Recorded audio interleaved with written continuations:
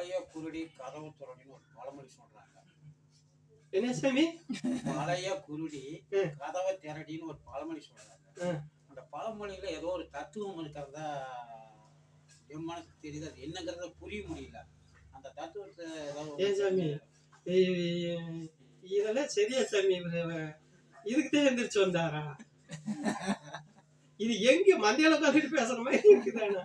ஆனா இருக்கு, சொல்லலாம். அதுதான் ஆன்மீகம் தொடர்வதுக்கிறதா எனக்கு தெரியுது. ஆனா அதை எப்படின்னு புரிஞ்சுக்க முடியல. பாருங்க எங்க எதை போய் தொட்டுட்டு இருக்கிறாரு. சரி பரவாயில்ல, கேட்டு சொல்றேன், தெரிஞ்ச அளவுக்கு சொல்றேன். நானும் எதுலயே பார்த்து ஞாபகம் இருக்கு. சரி பார்க்க.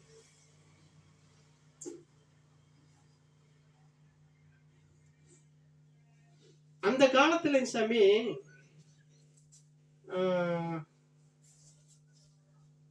ஒரு முனிவர், ஒரு சாமியார், அந்த மாதிரி ஒரு சாமியார்னு வச்சுக்கோங்களேன். அப்போ அவரு ஆசிரமத்துல இல்லைன்னா அவர் இருக்கிற இடத்துல அவர் இருக்கிறாரு. ஆமா, இது பார்த்து கேள்விப்பட்டிருக்கிறேன் நான். இது கரெக்ட் தான். இருக்கிறாரு. இப்ப யாபத்துக்கு வருது. இருக்கிறாரு. அப்போ ஒரு குடும்பத்துல வந்து பாத்தீங்க அப்படின்னு சொன்னா 2 பொண்ணுங்க. அந்த 2 பொண்ணுங்களுக்கு 2 கண்ணு தெரியாது.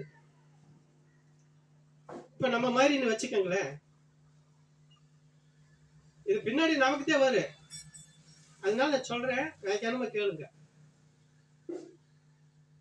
2 பொண்ணுங்க, அவங்களுக்கு கண்ணு தெரியாது. 2 கண்ணுமே தெரியாது, 2 பேருக்கும் தெரியாது. அப்ப அவங்க என்ன சொல்றாங்கன்னா, இந்த மாதிரி வந்து ஒரு ஆசிரமத்துல ஒரு சாமியார் இருக்கிறியா, அந்த சாமியாரை போய் பாருங்க. அந்த சாமியார் கிட்ட போய் சொன்னீங்கன்னா உங்க இதெல்லாம் வந்து இதாகும், ரெடி ஆகும் அப்படிங்கிறாங்க. அப்போ சரின்னு சொல்லி இவங்க போறாங்க. அந்த சாமியாரை தேடி போய் பாக்குறாங்க. அந்த முனிவரை பார்த்து, இந்த மகானை பார்த்து, அவங்கள பார்த்து தன்னுடைய குறையை சொல்றாங்க. சரி, ஒன்றும் பிரச்சனை இல்லை, பண்ணி உங்களுக்கு வந்து அந்த இறையருள் இருந்ததுன்னா உங்களுக்கு கண்டிப்பா கிடைக்கும். நான் சொல்ற பாதையை நீங்க பயணம் பண்ணுங்க அப்படின்னு சொல்லி அவரு ஏதோ ஒரு வழிமுறைகளை சொல்லி அவங்களுக்கு ஒரு பாதையை காட்டுறாரு. அந்த பாதையில அவங்க பயணம் பண்றாங்க. பாதையில பயணம் பண்ணும்போது அவங்களுக்கு கண்ணு வந்துடுது. 2 பேத்துக்குமே கண்ணு வந்துடுது. அப்ப கண்ணு வந்துடுது அப்படின்னு சொன்னா ஒரு குறிப்பிட்ட நேரத்துல பாத்தீங்க அப்படின்னு சொன்னா இவங்க இருந்த நிலையை விட மிகப்பெரிய நிலைக்கு போயிடுறாங்க. மிகப்பெரிய நிலைக்கு போயிடுறாங்க. இப்ப எப்படின்னு கேட்டீங்கன்னா, இப்போ சாமிகிட்ட போய் நம்ம என்ன பண்ணுவோம், கோயில்ல போய் நம்ம டைம் நல்லா இருந்தது, கிரகம் நல்லா இருந்தது அப்படின்னு சொன்னா இதுவும் நடக்குங்க. ஆனா சாமி செய்யுது இல்லையா, நம்மளுடைய வினைப்பெண் நல்லா இருந்ததுன்னா அதுவும் நடக்கு. இந்த கோயிலுக்கு போயிட்டு வந்ததுக்கு பின்னாடி தான் வேற ஐயப்ப மலைக்கு நான் மாலை போட்டு போனா, அந்த போயிட்டு வந்தது இந்த 3 வருஷம் 4 வருஷம் எடுத்ததெல்லாம் நல்ல சக்சஸ் தான், நல்லா தான் நடக்குது. 5வது வருஷம் என்னாங்க, அதை விட இன்னும் சிறப்பானதுக்கு பின்னாடி அட விடப்ப இந்த வருஷம் எனக்கு வேலை இருக்குது, எங்க வயல் வாய்க்கெல்லாம் விடு போட்டு எங்க மாலை போடுறதுக்கு அதுக்கெல்லாம் வாய்ப்பு இல்லை அப்படின்னு மறக்க சொல்லும். அது மாதிரிதான் அவங்களும். அவங்க வந்து அவங்ககிட்ட வந்து வரத்தை வாங்கினாங்க, கண்ணு வந்தது, குழப்புத்தனம் வந்தது, நல்ல ஒரு நிலைக்கு வந்தாங்க. அப்ப அந்த ஒரு நல்ல நிலைக்கு வந்தவங்க என்ன பண்ணாங்க தெரியுங்களா, நல்ல மாளிகை எல்லாம் கட்டி நல்ல வசதியில அவங்க வாழ்ந்துட்டு இருக்காங்க. அப்போ ஒரு நாள் வந்து சரியான மழை பெய்யுது. சரியான மழை பெய்யும் போது பாத்தீங்க அப்படின்னு சொன்னா இவரு அந்த சாமியார் வந்து அந்த வழியா வர்றாரு. இந்த பொண்ணுக்கு இருக்கிற வீட்டு வழியாத்தான் வர்றாரு. வரும்போது என்ன ஆகுது அப்படின்னு கேட்டீங்கன்னா, மலையில ஒதுங்கிறதுக்கு இடம் இல்லை. அந்த பொண்ணுக்கு 2 பேரும் இவரு கண்ணு வர வச்சாரு. அந்த பொண்ணுக்கு வீட்டு வழியாத்தான் வரணும். அந்த பொண்ணு வீட்டுல தான் அந்த மலைக்கு ஒதுங்கி ஆகணும். அதுக்காக இவர் என்ன பண்றாரு, நம்ம சிசி இருக்குதானே இல்ல அப்படின்னு நினைச்சிட்டு, ஏன்னா இவருக்கு தெரியாது யாரு வீடுன்னு. அப்ப அவர் அங்க பார்க்கல, நிலை பார்க்கலாம் அப்படின்னு நினைச்சுட்டு அவரு உள்ள ஒதுங்கிறதுக்கு கதவை திறக்க சொல்றாரு. மழை பேஞ்சிட்டு இருக்கு.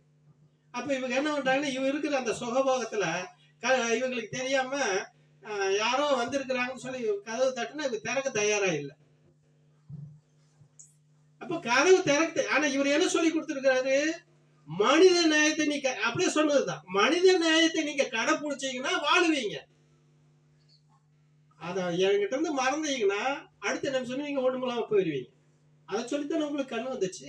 அதான் சொல்லி கொடுத்துருப்பாரு அவரு, அதான் சொல்லியிருப்பாரு. அப்போ ஒழுக்கத்தோட வாழும்போது உங்களுக்கு எல்லாம் வந்துச்சு. இப்ப எல்லாம் வந்தோடனே என்னாச்சு, ஒழுக்கம் போயிடுச்சு. அப்ப இவங்க என்ன பண்றாங்க, யாரா அது வெளியே நிக்கிறவன் அப்படின்னு கண்ணா புண்ணாட்டு திட்ட ஆரம்பிச்சிடறாங்க. மழை பெஞ்சது இந்நேரத்துக்கு வந்து நைட்டு அடுத்த ஜாமத்துல வந்து கதை தட்டி போடா அப்படின்னு சொல்லு. அப்போ இவர் சொல்றாரு, நீங்க எல்லாம் பழைய குருவிக்கு தானே அப்படின்னு சொல்லி இப்ப அவர் கூப்பிடுறாரு. யாரு வந்திருக்கிறான்னா, நான் தான் வந்திருக்கேன் பழைய குருடி கதை திரட்டின்னு இவர் கூப்பிடுறாரு அவங்கள. அப்பதான் தெரியுது இவர் சாமியார் வந்திருக்கிறாரு. எப்போ இவர் எப்ப பழைய குருடி கதை திரட்டுன்னு சொன்னாரோ அப்பவே அந்த கண்ணு போயிடுச்சு அவங்களுக்கு.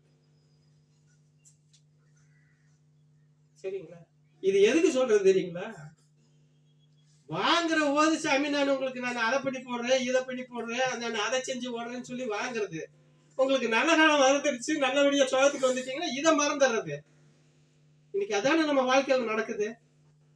3-4 வருஷம் போனப்ப மாலை போட்டு இல்லை அந்த கோயிலுக்கு போனப்ப எனக்கு எல்லாம் நடந்துச்சு. ஆனா இப்ப என்னமோ இந்த 2 வருஷமா நான் விட்டுட்டேன், அது மாதிரி மறுபடியும் எனக்கு தகராறு வந்துருச்சு. சாதாரண விஷயங்கள்ல நமக்கு எல்லாத்துக்குமே நடந்திருக்குதா இல்லையா? ஒரு சாதாரண விஷயம், கோயிலுக்கு தான் போகணும்னு இல்லை, நான் அதை கடைப்பிடிக்கிற வரைக்கும் எனக்கு நல்லா இருந்தது. அதை 2 வருஷமா விட்டுட்டேன் பாரு. குலதெய்வத்துக்கு போயிருக்கலாம், இல்ல வேற ஏதோ ஒண்ணு செஞ்சிருக்கலாம். நீங்க அது இந்த 2 வருஷமா நான் பண்ணாம விட்டுட்டு இந்த மாதிரி ஆயிப்போச்சு அப்படின்னு சொல்லுவாங்க இல்லைங்களா? இப்ப நடக்குது தானே, நமக்குமே நடந்திருக்குது தானே, அதெல்லாம் கைவிட்டு. சரிங்களா? அப்ப இதுதான் சாமி அந்த பழைய குருடி கதவு தரடிங்கிறது வந்து இதுதான். அப்ப இதெல்லாம் வந்து என்னன்னா, ஒருத்தர்கிட்ட போறோம், நமக்கு நல்லது நடந்துருச்சுன்னா அதை மறந்துட்டு உங்களுக்கு வந்து வயலு வாய்க்கா இது பொழப்பு தானே எல்லாம் ஆகிரு. உடனே என்ன பண்ணுவீங்க, எனக்கு வியாபாரம் போயிருமாப்பா. ஒரு வியாபாரியா இருக்குன்னு வச்சுங்க, என் கடை சாத்தி போட்டு நான் எங்க வர்றது. ஒரு விவசாயியா இருக்கான்னு வச்சுங்க, வயல் நடவு அறுப்பு இருக்குது சாமி, அதெல்லாம் விட்டுட்டு வர முடியாது. ஒரு வண்டி ஓட்டுறவனா இருக்குது, இன்னைக்கு சீசன் ஐயா, இது சீசனுக்கு ஓட்டுனா. அப்போ இதெல்லாம் எங்க இருந்து வந்துச்சு? முதல்ல கொடுத்தவன நீ மறந்துடுற. கொடுத்தவன நீ மறக்கும் போது அவன் என்ன பண்ணுவியா, அப்பா நீ என்னையவே மறந்துட்ட, நீ உன் ஜாகிரதை நீ பண்ணிக்க. அப்போ அந்த கொடுத்தது அதோட கட் பண்ணிடுவியா, திருப்ப வரத்து இருக்காதுங்க. சரிங்களா சாமி? மடையை வெட்டி விட்டா, தலைமடையில தண்ணி வெட்டி விட்டா என்ன ஆக, விவசாயத்துக்கு தலைமடை தண்ணி விட்டா திறந்து விட்ட உடனே மடை போட்டோன்னா அந்த கவர்ல நிக்கிற தண்ணிதே வருமே தான், மெயின் வாய்க்கால் இருந்து தண்ணி வராது இல்லைங்களா? அப்ப அந்த மெயின் வாய்க்கால் இருந்து மடையை அடைக்காம பாத்துக்க வேண்டியது நம்ம கடமை. மெயின் வாய்க்கால் அடை விட்டு போச்சுன்னா பொழப்பையே போச்சு. அப்ப இந்த பொழப்புக்கு வந்தா மெயின் வாய்க்கால் அடை விடாம பார்த்து இந்த பொழப்புல பயணம் பண்ணணும்னா தப்பிச்சுக்கலாம். இதுக்கு வந்து போட்டு இடையில ஏதாவது காரணம் காட்டணும்னா நம்ம ஒண்ணுமெல்லாம் போயிடுவோம். சரிங்களா சாமி? இப்ப புரியுதுங்களா? அப்ப இந்த வீடியோ பாக்குறவங்கலாம் நம்ம ஆன்மீகத்துல வந்து உள்ள வந்துட்டு வெளியே போகாம இருக்கிறங்கிறதுக்காக இதை நீங்க தெளிவுபடுத்துங்கிறதுக்கு இந்த கேள்வி கேட்க சந்தோஷம். ஏன்னா ஒவ்வொரு அன்பர்களும் இதில் பார்த்து தெளிவாகி நம்ம ஆன்மீக பாதைக்கு உள்ள வந்துட்டா விடுபட்டுட்டா அதுல என்ன சிரமம் இருக்குங்கிறத வந்து நான் ஒரு சிலதை அனுபவிச்சிருக்கிறேன். அந்த அடிப்படையில தான் வந்து இந்த பழைய குருடி கதவை தொடங்கிற பழமொழி சொல்லி இதை வந்து இந்த ஆன்மீக நேயர்களுக்கு இது போய் சேரணுங்கிற அடிப்படையில தான் சாமிகிட்ட இந்த கேள்வி கேட்டேன். இந்த கேள்விக்கு சாமி நல்ல அருமையான இதை கொடுத்துருக்காரு. இந்த வீடியோவை பார்க்குறவங்க இங்கே இருக்கக்கூடிய ஆன்மீகர்கள்லாம் வந்து நாம் மீண்டும் வந்து தொடர்ந்து இந்த ஆன்மீக பயணத்தில் வந்து எந்த ஒரு தங்கு இல்லாமல் செஞ்சோம்னா நம்மளுடைய பரமாத்மாவை பார்க்க முடியும் என்கிற இதை கூறி ஒரு உங்களிடம் வந்து விடைபெற்றுக் கொள்கிறேன். மீண்டும் சொல்லுங்க. அதாவது இந்த ஐயப்ப பக்தர்கள் நாயத்தை நீங்க இப்ப தொட்டீங்க. நம்ம பக்தி வந்து ஐயப்ப பக்தர்களுடைய பக்தி வந்து ஒண்ணு கொச்சப்படுத்துறதா இல்ல. இந்த ஐயப்ப பக்தர்கள் பாத்தீங்கன்னா அவங்க தொழில் ரீதியா காலையில இருந்து மத்தியானம் வரைக்கும் ஆடு கட்டுறாங்க, மாடு கட்டுறாங்க, அதே மாதிரிக்கு வேலை வெட்டிக்கு போறாங்க, பண்றாங்க, எல்லாமே பண்றாங்க. சாயந்தரமா சாமி கும்பிட்டுட்டு கடைசியா வந்து ஒரு பாவ மன்னிப்பு கேட்கறாங்க. ஓம் ஹரிஹர சுதனே ஆனந்த தீர்த்தனே, அறிந்தும் அறியாமலும் தெரிந்தும் தெரியாமலும் செய்த சகலபலமான குற்றங்களையும் காத்து ரசிக்க வேண்டும் சொன்னாங்க. சரி சரி. இவங்க தொழிலே வந்து காலையில கடை வெட்டுறாங்க, அது பாவம் சேவை செய்றாங்க. அந்த பொழுதோட அந்த பாவ மன்னிப்பு கேட்டு அந்த பாவம் கழிஞ்சிருங்களா? இவங்ககிட்ட பாவம் கழியுதே இல்லையா அந்த பேச்சுக்கு நம்ம போகக்கூடாது. அதுல நியாயமே நமக்கு வேண்டாம். இது நான் பக்தி வந்து இருந்தாலும் வந்து நான் சொல்றேன், நம்ம ஆன்மீக இலக்கியத்தை இல்ல இல்ல உங்களுக்கு என்ன அப்படின்னு சொல்லி சொன்னா, அதுல பாத்தீங்கன்னா கிறிஸ்டின் இருக்கிறாங்க இல்லைங்களா, கிறிஸ்டின்ல வந்து நீங்க என்ன வேணாலும் பண்ண அவங்களுக்கு பாவம் மன்னிப்புன்னு ஒரு தனியா வச்சிருக்காங்க தெரியுங்களா, கேள்விப்பட்டிருக்கீங்க. அப்ப என்ன வேணா அந்த ஜபம் பண்ணிட்டு அங்க போய் அந்த தனியா போய் அந்த இவர்கிட்ட அந்த பாதிரியார்கிட்ட போய் பாவ மன்னிப்பு கேட்டா எல்லாமே போயிருதுங்கிறாங்க. அது அவங்க நம்பிக்கை. அது மாதிரி இவங்களுக்கு இது நம்பிக்கை. அது நடக்குமா நடக்காதாங்கிறது அவங்களுக்கு தான் தெரியும், நமக்கு தெரியாது. அந்த பிரச்சனை நமக்கு வேண்டாம்.